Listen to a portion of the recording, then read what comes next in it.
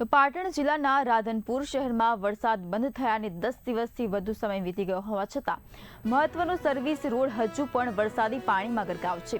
પાણીના નિકાલની યોગ્ય વ્યવસ્થા ન થતા રસ્તા પર મોટા ખાડા પડી ગયા છે, જેના કારણે વાહન ચાલકો અને વિદ્યાર્થીઓ માટે અકસ્માતનું જોખમ વધી ગયું છે।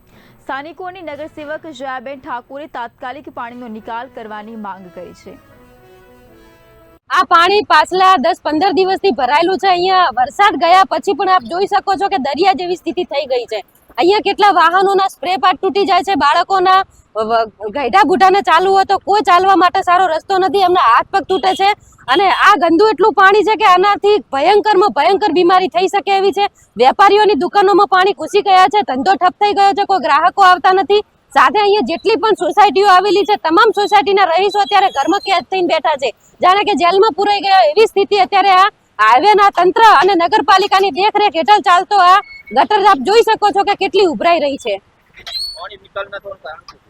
પાણી નિકાલ ન થવાનું કારણ અત્યારે જે પ્રજાના ટેક્સના પૈસાનો જે પગાર ખાઈને તંત્રની જે આંખો બંધ કરીને જે અધિકારીઓ બેઠા છે, એમના પેટમાં પાપ હોય એવું લાગી રહ્યું છે। કારણ કે જ્યારે અધ્યક્ષ સાહેબ આવવાના હતા ત્યારે આ રોડ એમને પાણી સંપૂર્ણપણે બંધ કરી દીધું હતું અને ફરી પાછું આ પાણી ચાલુ થયું છે। તો એ લોકો ધારે તો બધું કરી શકે છે, પણ એમને કોઈ પણ મનસા કે ની અંદર કાલે ગટર લાઈને રસ્તો જીસીબી નું લાઈને નીકળવાનો પૂરો પ્રયત્ન થઈ ગયો હતો। 2 દિવસ પહેલા પાણી પણ નીકળી ગયું, પણ તાત્કાલિક કાલે સરકારના સાહેબ શ્રી આવતા હતા, એમને સરકારની કામગીરી સારી દેખાય, નગરપાલિકાની કામગીરી સારી દેખાય, એના માટે તાત્કાલિક જે મેન ગટર લાઈન હતી એની અંદર બંધ કરી અને પાણી સોસાયટી ખેતરોમાં વાળવામાં આવ્યું, ખેતરોમાંથી પાછું સોસાયટીઓમાં આવ્યું, સોસાયટીમાંથી આવ્યું જે અત્યારે આદેશની અંદર જે 5000 બાળકો છે ભણે છે વિદ્યાર્થીઓ, એમને આવવા જવા માટે જે ગામડામાંથી આવી રહ્યા 24 કલાક ભણી રહે, બરાબર, એમને અત્યારે જે જવામાં આવવામાં એટલી બધી મુશ્કેલી પડી રહી છે કે એના કારણે રોગચાળો પણ ભયંકર થઈ રહ્યો છે અને બધા ગાડીઓના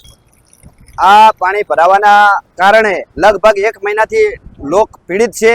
આવા ગમનમાં તકલીફ થાય છે, મોટરસાયકલથી હાલતા માણસો પડી જાય છે, ખડા પડેલા છે, પણ આ તંત્રમાં ધ્યાન તંત્ર હોય એવું લાગી રહ્યું છે। 4 વર્ષથી આ સમસ્યાનો ઉકેલ હજી સુધી આવ્યો નથી અને અંબિકાનગર સોસાયટી, અર્બુદાનગર સોસાયટી, વેદાંત, બાલાજી આ બધાને પાણી ભરેલા પડ્યા છે, પણ કોઈ જોવા વાળું નથી। સમયસર કામગીરી બતાવવા છતાં પણ કરવા રાજી નથી। તમારે કે મીડિયામાં દેવું હોય તો દઈ દીજો, અમે અમારા લગતું કામ કરશું, નહીં તો અમે શાંત બેઠા છીએ, કોઈ કાર્ય કરવા તૈયાર નથી।